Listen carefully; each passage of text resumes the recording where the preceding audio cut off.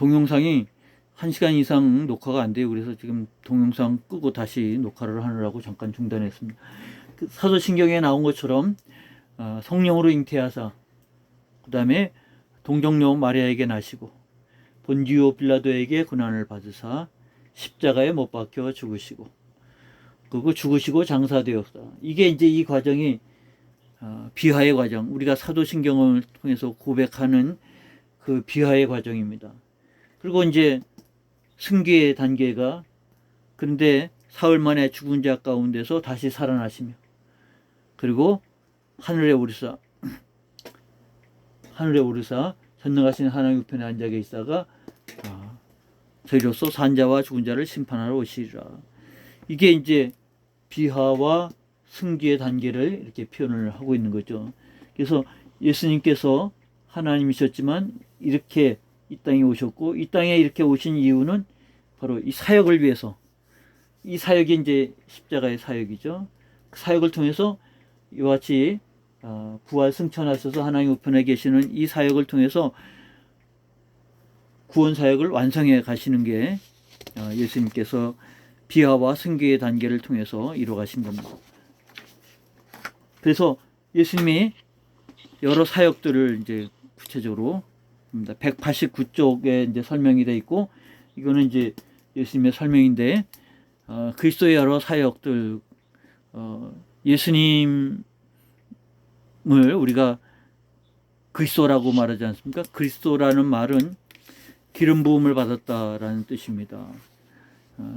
그 구약에서 기름 부음을 받은 사람들은 세 가지 직책이 사람들이 기름 부음을 받습니다. 선지자를 세울 때 기름을 부었고요. 그 다음에 제사장을 세울 때 기름을 부었고, 왕을 세울 때 기름을 부었습니다.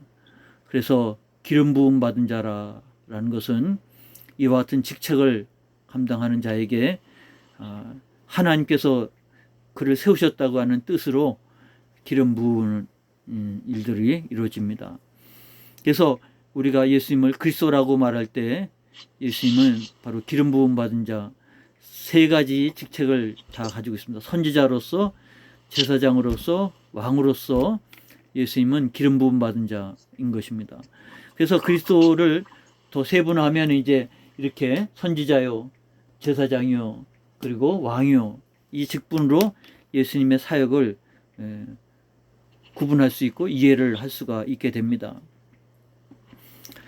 먼저 선지자로서의 그리스도라고 하는 것은, 선지자로서는 보통 구약의 선지자들이 했던 게 뭐냐면 시내산 언약을 선포하는 거예요. 그러니까 모세는 첫 번째 선포를 했고, 그 다음 나머지 선지자들은 시내산 언약에 근거해서 그들의 삶이 어떠해야 되는가, 지금 어떠하고 있는가, 얼마나 벗어나고 있는가, 다시 돌아와야 된다는 사실을 일깨우는 게 선지자의 사명입니다.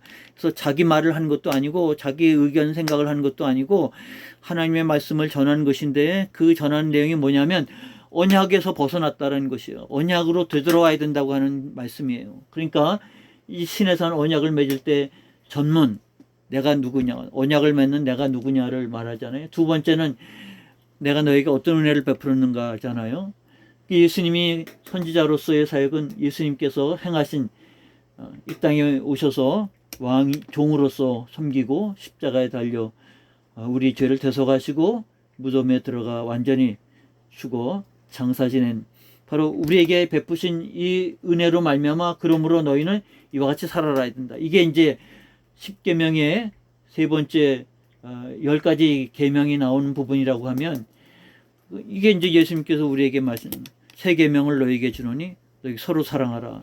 이 계명이 이제 여기에 해당이 되는 거죠. 그런 의미에서 예수님은 선지자라는 사실을 말씀해 주고 있는 것입니다. 기름 부음 받은 자로서 선지자. 그 모델이 이제 모세가 됐다고 하면, 모세는 출애굽, 애굽에서 죄악의 사망에 있는 자를 건져내서 시내산에서 언약을 맺은 것처럼 예수님도 죄와 사망에 있는 우리를 건져내서 새 언약, 서로 사랑하라, 십자가의 보혈로 말미암아 새 언약을 우리에게 주시는 거죠.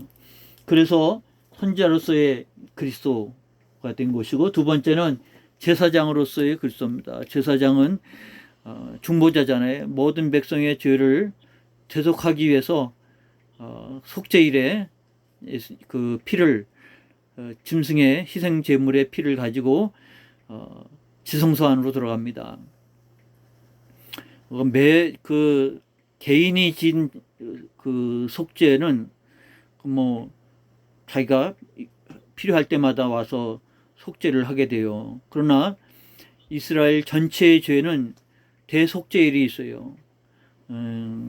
그 대속죄일에 제사장이 그 모든 이스라엘 백성들의 죄를 그 희생제물의 피를 가지고 지성소 안으로 들어갑니다. 그러니까 1년에 한 번 들어가는 데가 지성소인데, 그때 제사장이 이 희생제사의 그 제물의 피를 가지고 거길 들어가요.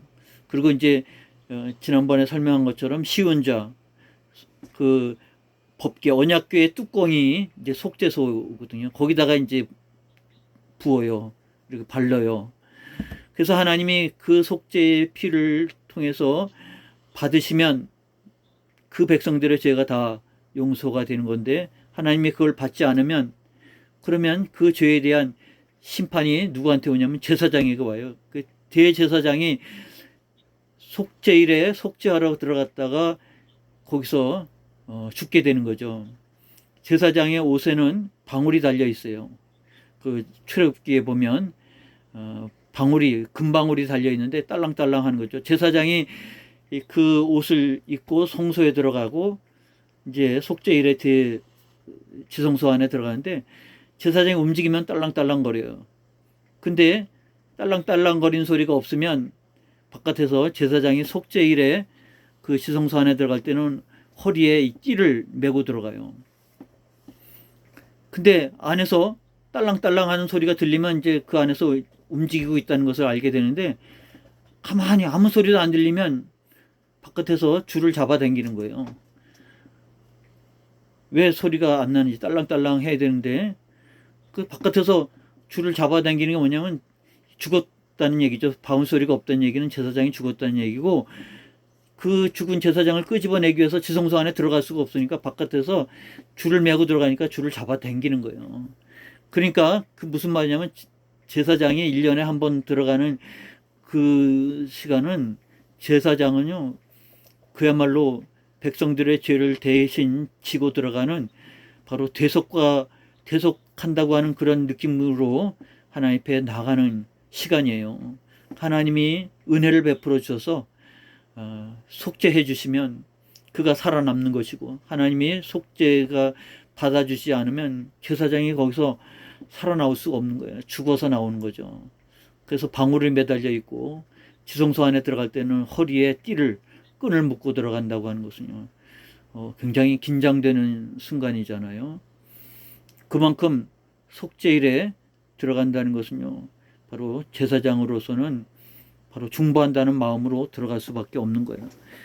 근데 제사장으로 그리스도는 예수님 자신이 제물이 되었고, 예수님 자신이 제사장이 되어서 하나님 앞에 속죄의 제물을 드렸다고 하는 것이죠. 그래서 제사장으로서의 그리스도라고 하는 사실을 우리가 알게 되는 겁니다. 이 모자는 이제 제사장이 쓰는 이제 모자, 십자가, 이게 제물로서의 예수님이라고 하는 것을 말합니다. 그리스도라고 하는 말이 이제 이 선지자고 제사장이고, 세 번째는 왕이에요. 왕을 세울 때 기름 부어요. 그래서 기름 부을 때, 왕을 세울 때 기름 부는데, 아무리 자기가 왕이라고 해도 선지자를 통해서 기름 부지 않으면 왕이 될 수가 없어요. 그래서 사울이 왕이 되었지만 하나님은 사무엘을 통해서 어린 다윗을 찾아서 거기다 기름 붓지 않습니까? 그러므로 인해서 기름 부음이 그 왕이 되는 그와 같은 의미로서 사용이 되는데, 예수 그리스도는 왕이신 거예요. 그래서 마태복음은 왕이신 예수님을 표현하는 게, 유대인들에게 있어서 예수님은 왕이신 예수님이에요. 예언되신 다윗의 자손이 되신 거죠. 다윗의 자손으로서 오신 예수님을 유독 부각을 되어진 게 마태복음이에요. 그래서 마태복음 1장에는 아브라함과 다윗의 세계라 하고 나오지 않습니까? 그리고 다윗의 족보가 나와요. 아브라함으로부터 다윗을 거쳐서 예수님에게 이르는 족보가 나오잖아요.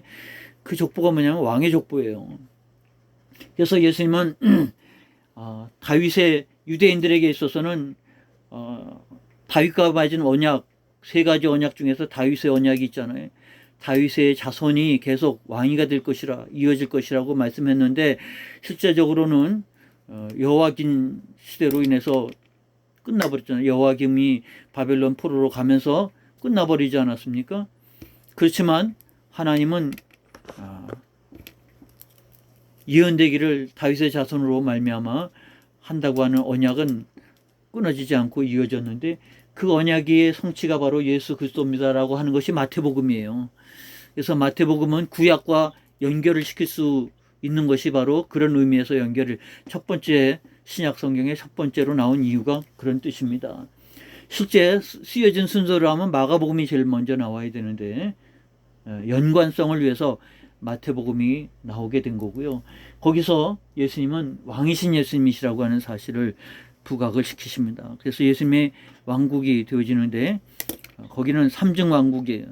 예수님은 능력으로 에베소 1장을 통해서 말한 것처럼 우주 전체를 통괄하시는 하나님이시라고 하는 사실을 말씀을 하고 있고, 또 예수 그리스도는 은혜의 왕국, 그 교회를 통치하신다고 말씀하고 있고요. 그래서 에베소 1장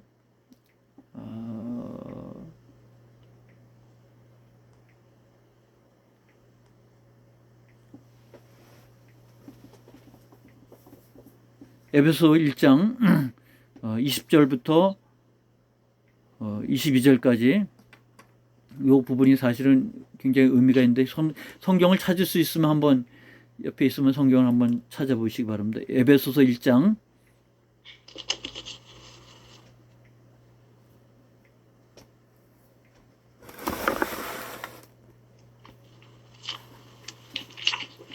에베소 1장 20절부터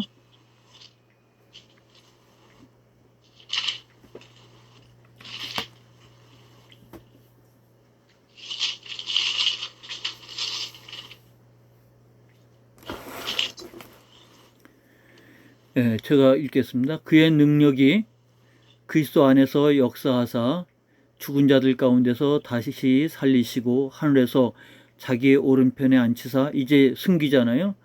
모든 통치와 권세와 능력과 주권과 이 세상뿐 아니라 오는 세상에 일컫는 모든 이름 위에 뛰어나게 하시고, 또 만물을 그의 발 아래 복종하게 하시고, 그를 만물 위에 교회의 머리로 삼으셨느니라. 그러니까 은혜의 왕국, 교회의 머리가 되신 예수님. 그래서 예수님은 모든 세상을 다스리실 뿐만 아니라 교회의 머리가 되시는 예수님, 은혜의 왕국이죠. 그래서 그렇게 표현을 하고 있습니다. 그 다음에 그는 장차 올 새하늘과 새 땅, 영광의 왕국을 통치하신다. 그래서 골로새서 1장 15절로 20절에 이렇게 표현이 돼 있어요. 우리가 그냥 골로새서를 읽다 보면 이 부분은 그냥 지나칠 수 있는데, 이렇게 성경과 연관해서 공부와 연관해서 우리가 보신다고 하면 훨씬 더 이해가 빨리 되겠죠. 바로 옆에 넘기시면 에베소서, 빌립보 다음에 골로새니까 몇 페이지 넘기시면 골로새서 1장 15절부터 20절까지를 잠깐 읽어보도록 하겠습니다. 그는 보이지 아니하시는 하나님의 형상이시요 모든 피조물보다 먼저 나신 이시니 만물이 그에게서 창조되되 하늘과 땅에서 보이는 것들과 보이지 않는 것들과 혹은 왕권들이나 주권들이나 통치자들이나 권세들이나 만물이 다 그로 말미암고 그를 위하여 창조되었고, 또한 그가 만물보다 먼저 계시고 만물이 그의 안에 함께 섰느니라. 그는 몸인 교회의 머리시라.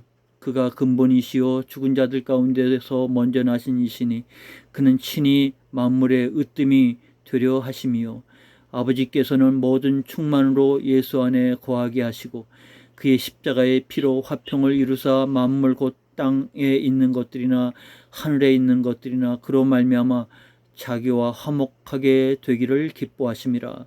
그래서 장차 오실 십자가의 피로 화평을 이루사 만물, 땅에 있는 것들, 하늘에 있는 것들, 모든 것들이 예수 그리스도로 말미암아 하나님과 화목하게 되어졌다라는 것입니다. 그래서 지금 이 골로새 1장 15절부터 20절까지 읽었는데 여기에 삼일체가 나왔고요. 예수님의 신성과 인성이 나왔고 예수님의 그리스도의 지금 배운 그리스도라고 하는 의미가 나왔고, 그러니까 요 골로새서 1장 15절로 20절까지 말씀을 우리가 그냥 읽다 보면 그런가 그러지만 우리가 배운 내용을 적용해 보면 여기에 삼일체가 나오고요. 예수님의 인성과 신성 사역이 나오고 또 예수님이 그리스도라고 하는 의미가 나오고, 그리고 앞으로 그가 다스릴 통치하실 하나님의 영광의 왕국도 표현되어 있다고 하는 것이죠. 그러니까 이것을 우리가 이해하고 알면 알수록 하나님의 은혜가, 그리고 바울이 표현한 이 복음서의 내용이, 이 성경의 내용이 얼마나 풍성한가를 알게 되어집니다. 한 가지 더 이제 여기 성경 교재에서 그리스도는 이제 이 세 가지이지만 한 가지 예수님의 사역을 추가한다고 하면 지혜자로서의 그리스도라고 하는 것입니다.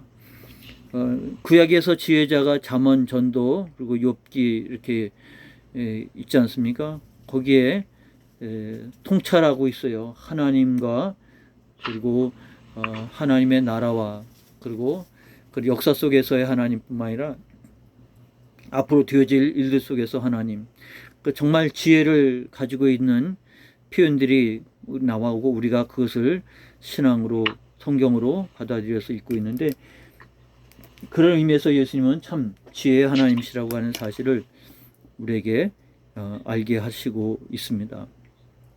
그래서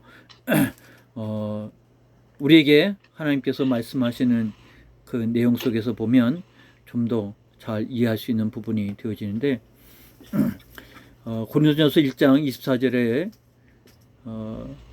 예수 그리스도 오직 부르심을 받은 자들에게는 유대인이나 헬라인이나 그리스도는 하나님의 능력이요 하나님의 지혜라. 그리스도는 하나님의 능력이고 하나님의 지혜라.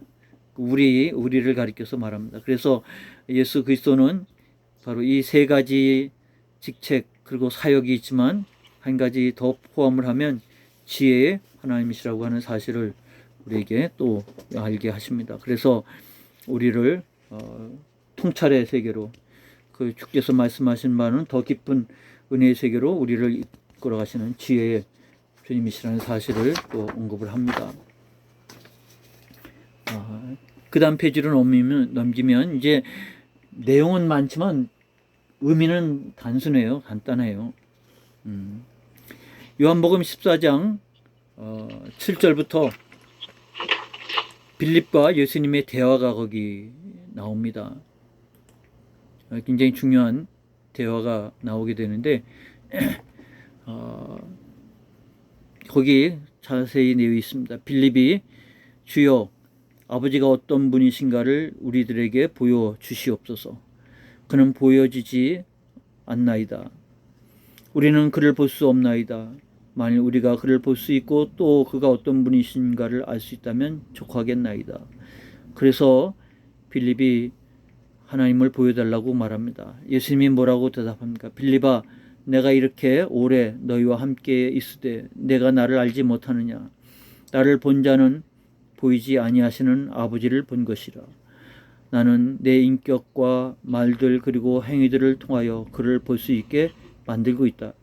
본문을 이제 좀 이해하기 편하게 의역을 한 겁니다. 직역이 아니고 의역을 해서 표현을 한 것인데, 요지는 빌립이 하나님을 보여달라고 그러니까 예수님은 나를 본 자는 아버지를 봤다. 나의 말, 내 인격, 나의 행위들을 통해서 하나님을 드러내고 있다라고 하는 것입니다. 그래서 이 그림은 이제 우리의 눈이죠. 이게 이제 눈을 그린 겁니다. 예수님의 인격 그리고 예수님의 사역 그리고 예수님의 행위들은 성경을 통해서 우리가 볼 수 있는 부분이잖아요. 예수님을 통해서 하나님이 어떤 분이신가를 우리가 알 수 있게 된다. 그래서 볼 수 있는 부분을 통해서 볼 수 없는 하나님을 알게 되는 것이죠. 이와 같은 구절들이 거기 나와 있는 성경 구절 191쪽 5번을 지금 하고 있잖아요. 보이는 아들이 보이지 아니하시는 아버지를 우리에게 보여주심. A 본문, 그 다음에 빌립과 예수님의 대화 다음에 구절들은 서로 관련이 있다. 거기 찾으셨나요? 거기에 성경 구절이 네 부분이 있습니다. 그대로 성경을 읽으면 되는데 뭐라고 말하냐면 골로새 1장 15절 그는 보이지 아니하시는 하나님의 형상이라. 보이지 않는 하나님을 볼 수 있게 하셨다. 그런 말입니다. 요한복음 1장 그는 본래 하나님을 본 사람이 없으되 아버지 품속에 있는 독생하신 하나님이 나타나셨느니라. 독생하신 하나님, 예수님이 아버지를 보여주셨다는 것이죠. 또 고린도후서 4장 그 중에 이 세상 신이 믿지 아니하는 자들의 마음을 혼미하게 하여 그리스도의 영광의 광채를 비추지 못하게 함이니 그리스도는 하나님의 형상이라. 그리스도는 하나님의 형상이라. 또 히브리서 1장 이는 하나님의 영광의 광채시요 그 본체의 형상이시라. 그랬으니 예수님을 우리가 성경을 통해서 본다고 하면 그 예수님을 통해서 하나님을 볼 수 있게 되어진 거죠. 이게 이제 통찰입니다. 어쩌면 믿음으로 예수님을 바라보지 못하는 자는요 하나님을 볼 수가 없는 거고요. 우리가 믿음으로 예수님을 바라보고 예수님을 통해서 하나님의 형상을 바라볼 수 있는 우리가 되는 겁니다. 그래서 보이는 아들이 보이지 아니하는 아버지를 우리에게 드러내 주시는 거예요. 그래서 예수님의 이야기지만 예수님의 이야기면서 동시에 하나님의 이야기가 되어지는 것이죠. 하나님을 아는 기회가 되는 겁니다. 이제 적용이 그러면 예수님이 어떻게 하나님을 보여주셨는지 그 예가 5가지가 나오는 거예요. 이건 이제 예예요.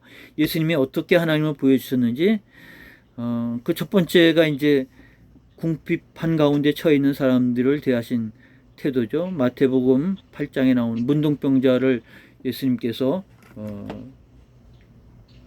그에게 보여주시는 바를 볼 수가 있습니다. 그래서 우리가 예수님의 이야기지만 예수님을 기록하고 있지만 이 원리를 따라서 예수님께서 뭘 보여주고 있는지. 그래서 한 문둥병자가 주여 원하시면 저를 깨끗게 할 수 있나이다. 그러면 예수님께서 깨끗게 하시면 되는데 예수님께서 손을 내밀어 그에게 대시며 이르시되 내가 원하노니 깨끗함을 받으라 그랬어요. 그 예수님은 말씀으로도 깨끗하게 하실 수 있는 분이라는 걸 우리가 잘 알잖아요. 근데 굳이 손을 대야 할 이유가 뭐가 있습니까? 예수님은 말씀으로도 많이 하셨는데 손을 대신 이유가 바로 이 나병 환자라는 존재는 그 사람들과 접촉하면 안 되는 불가촉, 접촉하면 안 되는, 그래서 사람들에게 나 문둥병자라고 접근하지 말라고 자기를 드러내야 되는 사람입니다. 근데 예수님에게 접근을 했어요. 이거 자체가 불법이. 그리고 예수님 말씀으로 고치면 되는데 손을 대셨어요.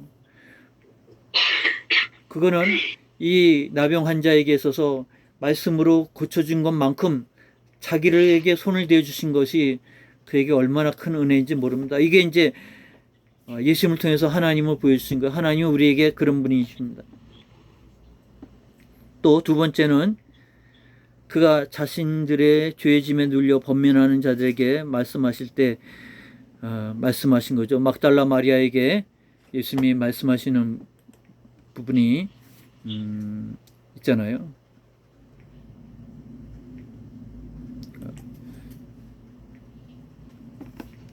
사람들이 막달라 마리아가 예수님의 발을 만지고 하는 것을 막 비난했지만 예수님은 오히려 비유를 통해서 말씀했죠.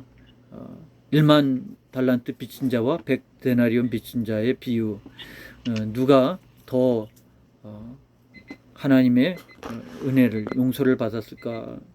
이런 부분에 예수님 물으셨을 때 대답하지 않아요.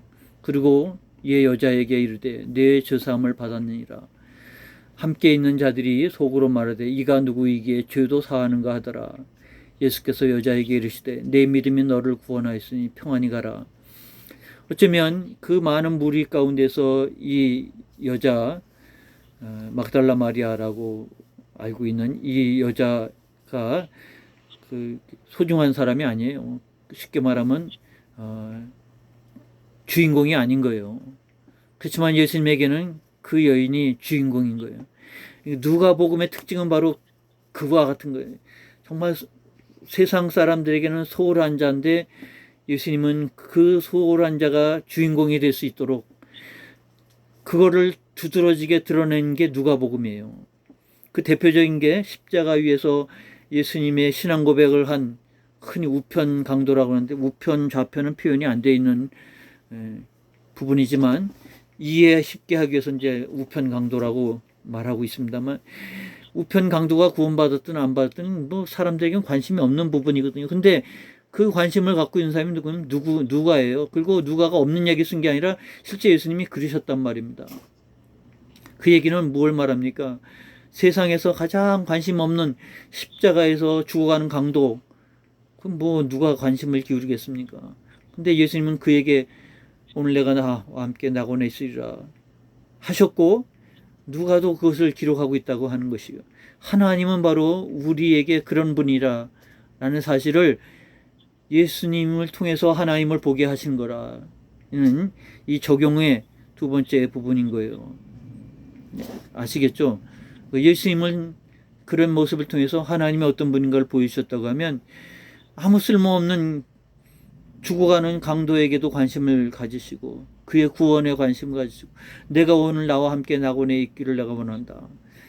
그렇게 말씀하시는 하나님이시라는 것을 예수님의 행동을 통해서 우리가 보게 되는 겁니다.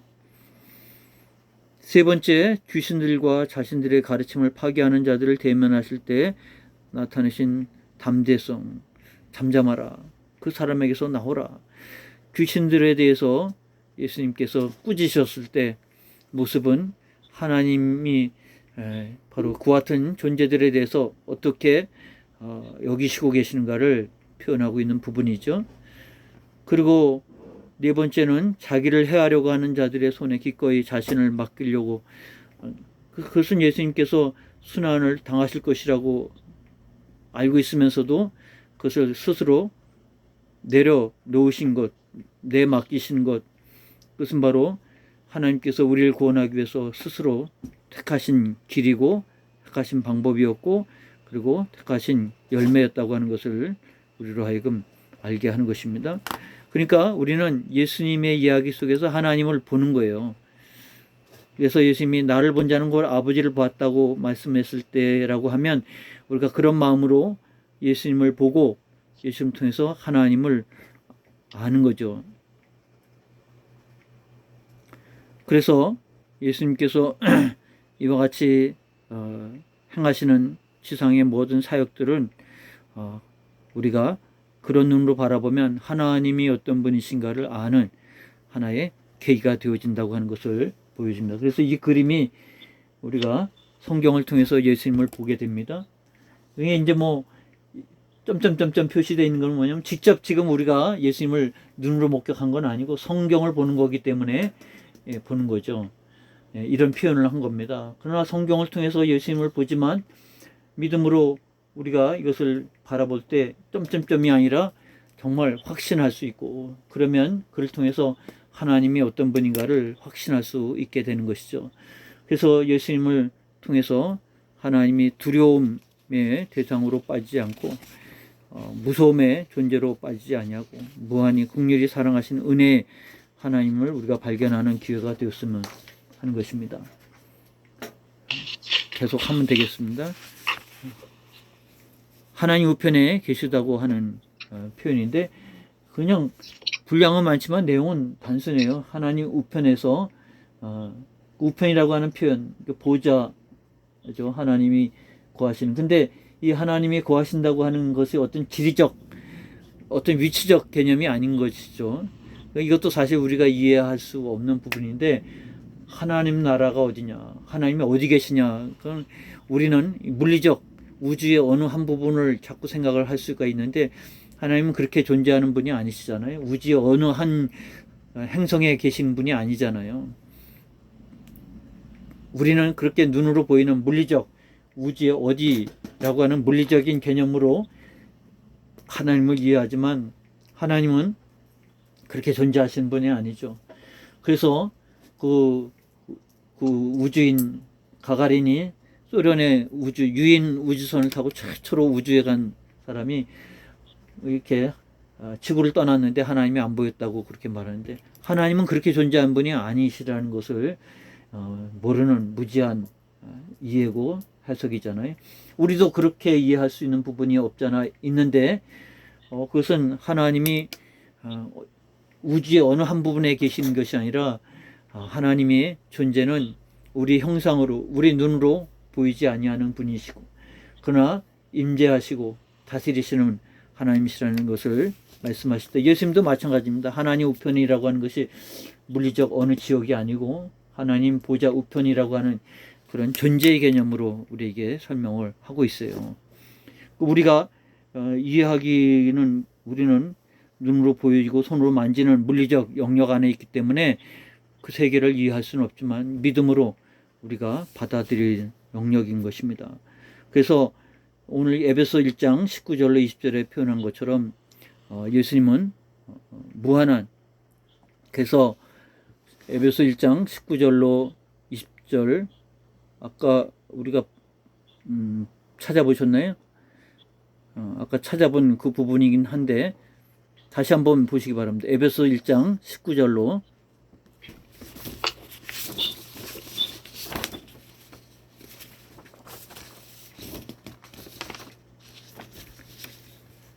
어, 19절, 에베소 1장 19절, 그의 힘의 위력으로 역사하심을 따라 믿는 우리에게 베푸신 능력의 지극히 크심이 어떠한 것을 너희로 알게 하기를 구하노라. 그러니까 예수 그리스도께서 능력으로 역사하심을 믿는 우리에게 능히 베푸신 능력이 얼마나 큰가를 우리로 깨달아 알기를 구하노라. 그의 능력이 그리스도 안에서 역사하사 죽은 자들 가운데서 다시 살리시고 하늘에서 자기의 오른편에 앉히사. 그래서 이 근거로 우리가 신앙 고백을 하는 겁니다. 하나님 우편에 계시다고 하는 이 표현을 하는 거잖아요. 그래서 바울은 하나님 우편에 계시다고 하는 것, 무제한 능력으로 죽은 자 가운데서 그리스도의 부활을 나타내셨고, 두 번째는 강력한 능력이 그리스도를 믿는 자들의 마음과 생활들에서 동일하게 나타나고 있다고 하는 사실을 우리에게 말씀하고 있습니다. 그래서 하나님 우편에 계셔서 세상과 이제는 졸업하고 단절된 게 아니고 여전히 하나님 우편에서 통치하고 다스리시는 하나님이시라는 사실을 우리로 하여금 이해하고 인식하는 것이죠. 그래서 예수 그리스도를 통해서 우리에게 베푸신 능력이 얼마나 큰지, 끝나고 사라진 존재가 아니라 여전히 우리와 함께 역사하시고 능력을 따라 베푸시는 하나님이심을 알게 하기를 원한다. 그래서 그 다음 내용이 이제 아까 읽으신 통치와 권세와 능력과 이렇게 쑥 해서 교회의 머리가 되셨다고 하는 표현을 이어지는 부분들입니다. 그래서 예수님께서는 이 땅에서 떠나시고 끝나시고 계신 것이 아니라 여전히 이 땅에 하나님 우편에서 중보자이지만 통치하고 다스리시고 우리에게 은혜와 능력을 베푸신 분이라는 사실을 알게 하신 것입니다. 그러므로 이와 같은 부분들을 우리가 이해한다고 하면 예수님이 부활 승천했다고 하는 것으로 인해서 따로 떨어지지 않냐고 여전히 우리와 함께 하신다는 이해를 여러분이 하는 기회로 삼으면 좋겠습니다.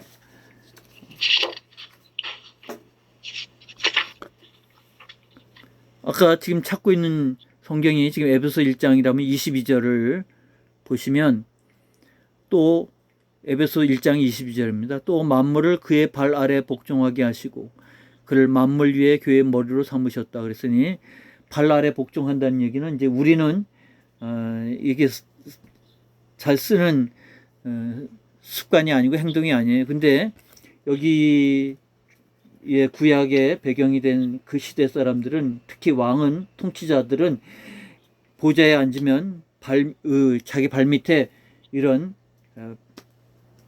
발등상이라고 하는 이 기구를, 그러니까 이제 이 보좌를 높이다 보니까 발이 붕 뜨잖아요. 그러니까 거기다가 발을 댈 수 있는 것을 이렇게 설치를 해요.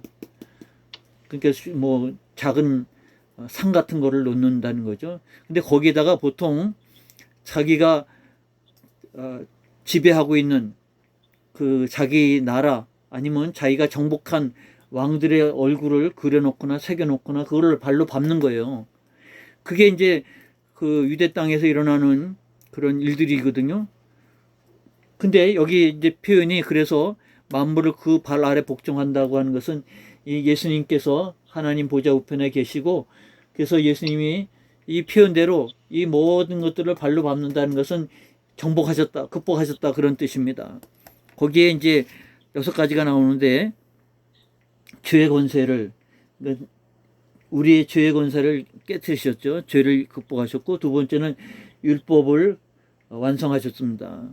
그러니까 율법을 어긴 게 아니라 율법을 예수님께서 완성하셔서 발로 밟으셨다. 그 다음에 심판을 오히려 세상을 심판하시는 그리고 사탄을 예수님께서 정복하시고 요 그림은 하늘의 권세입니다. 하늘의 권세들을 예수님께서 다스리시고 그리고 마지막 사망 권세를 이기시고 그래서 이 표현이 에베소 1장 22절 만물을 그 발 아래 복종하게 하셨다는 얘기는 예수님으로 말미암아 이 모든 것들을 다 정복하셨다.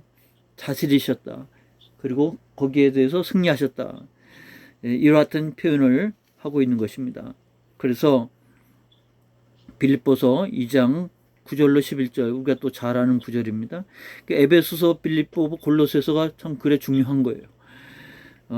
빌립보 2장 9절로 11절에 우리에게 말한 것처럼 이러므로 하나님이 그를 지극히 높여 승기잖아요.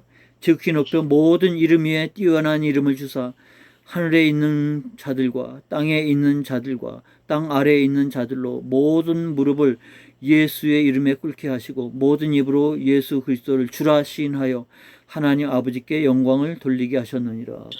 그러니까 모든 것들을 예수님께서 통치하고 다스리신다고 하는 것을 오늘 말씀해 주고 있는 부분입니다. 지금 예수 그리스도에 대해서 7가지를 지금 배우신 거예요. 예수님에 대해서. 지금 여러분이 넘기셨는데 마지막 이제 8번째는 그리스도의 인격을 이렇게 쭉 해서 이거는 이제 우리가 여기서 다룰 수 있는 부분이 아니고 여러분이 성경을 통해서 예수님은 교리적인 그런 주인공이 아니고 예수 그리스도는 여전히 살아계셔서 함께 하신 인격이십니다. 그거를 우리가 이제 예수님을 통해서 하나님을 볼 수 있다고 했으니까 여기 마가복음 또 누가복음 통해서 또 요한복음도 있고 이를 통해서 예수님을 통해서 하나님을 볼 수 있는 성경 구절들을 써놓고요. 거기 본문이 있으면서 특히 25절 특히 41절 이렇게 써놨잖아요. 그러니까 이거를 다 찾으려면 아마 일주일 내내 걸리실지도 모르겠는데 이제 이게 어쩌면 이 크로스웨이 공부에서 지난주 3일체와 더불어 오늘 배울 예수 그리스도가 굉장히 중요한 부분이고 영역입니다. 이거는 그냥 넘기시지 마시고요. 그리고 제가 이제 다 하나하나 설명할 수 있는 시간이 아니었기 때문에 그냥 그 교재 중심으로 넘어왔는데 이 어구와 또 연관돼서 또 많은 가지치기가 이루어질 수 있는 부분이에요. 그러니까 굉장한 분량을 가지고 있는 내용이 오늘 본문인데 그래도 이제 7가지로 이렇게 정리를 했고요. 7가지 중에서 이제 숙제처럼 여러분이 할 것이 이제 예수 그리스도의 인격에 대해서 이와 같이 성경에 소개가 됐는데 예수님을 통해서 우리는 하나님을 알아볼 수 있는 기회인데 여러분 시간 좀 내셔서 이런 부분들을 좀 이렇게 공부를 하시면 오늘 설명하는데 좀 이해가 더욱 되어지실 것이라고 보여지고 총정리 문제도 지금 이제 총정리 문제는 앞에 본문을 계속 이게 되새겨 볼 수 있도록 이렇게 하고 있어요. 뭐 제가 따로 설명하지 않아도 본문에 있는 그대로니까 본문을 읽다 보면 그래서 특히 19가 예수 그리스도에 대한 부분은 본문을 이 성경 공부 교재를 잘 읽어보시고요. 설명한 내용들을 잘 보시고 또 시간이 되면 성경 구절도 좀 찾아보시고 그럼 이제 성경에 대해서 그리고 예수님에 대해서 굉장한 이해의 폭을 넓힐 수 있는, 그리고 더 내가 받은 은혜가 얼마나 크고 놀라운가를 아는 그런 기회가 되어집니다. 그러니까 어떤 분에게는 한 알 그대로 있을 수 있고, 하기에 따라서 어떤 분에게는 30배의 열매가 되기도 하고 60배의 열매가 되기도 하고 100배의 열매가 되기도 합니다. 똑같은 시간을 해서 여러분 성경 공부를 지금 이렇게 영상으로 하는 것 자체가 사실은 좀 많이 부족한데, 직접 이렇게 얼굴을 대면하고 직접 말씀 읽고 이렇게 대화를 나누면서 하는 게 훨씬 유익하고 효과적인데, 지금 그러지 못하니까. 그래도 어쩌면 그게 이제 더 유익할 수 있는 게 선생님이 아니라 학생이 스스로 그걸 계기로 해서 더 많은 공부를 할 수 있는 계기가 될 수도 있어요. 여러분이 이제 더 많은 공부를 할 수 있는, 그래서 이 예수 그리스도에 대해서 더 많은 공부를 하는 기회가 될 수 있으니까 이걸 잘 활용을 하시기 좋겠습니다. 19가에 대해서 여러분 다 이제 배우셨습니다.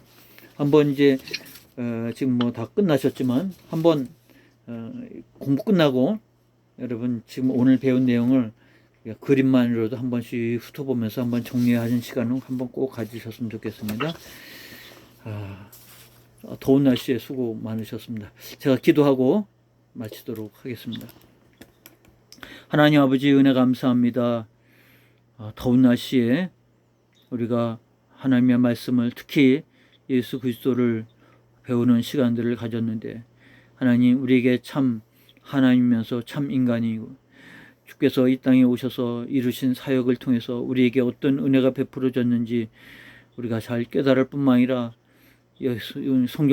성경 속의 예수님으로 존재하지 않고 지금 우리와 함께 하시는 살아 역사하는 인격이신 예수님을 우리가 더욱더 경험해가는 우리의 인생과 삶이 되어야 되는데, 믿음은 들음에서 나며 들음은 그리스도의 말씀으로 말미암다 했으니 말씀을 통해서 듣고 들음으로 우리의 더 큰 믿음이 되어지도록 은혜 베풀어 주시고, 우리가 알고 있는 믿음에 더하여져서 30배, 60배, 100배의 열매가 되어지는 은혜가 되어지도록 오늘도 말씀을 통하여 은혜의 자리에, 더 큰 은혜의 자리에 나아갈 수 있도록 하나님께서 복을 나려 주옵소서. 하나님, 이제 무더위 속에서 또 비대면 예배 속에서 우리의 믿음 생활이 하나님 더욱더 새 힘을 얻을 수 있도록 역사해 주옵소서. 감사하고 예수님의 이름으로 기도하옵나이다. 아멘. 아멘. 아유, 수고들 많으셨습니다. 예, 예, 비대면이지만 영상으로 예배에 여러분 꼭 참여해 주시기 바랍니다. 예, 마치겠습니다. 네.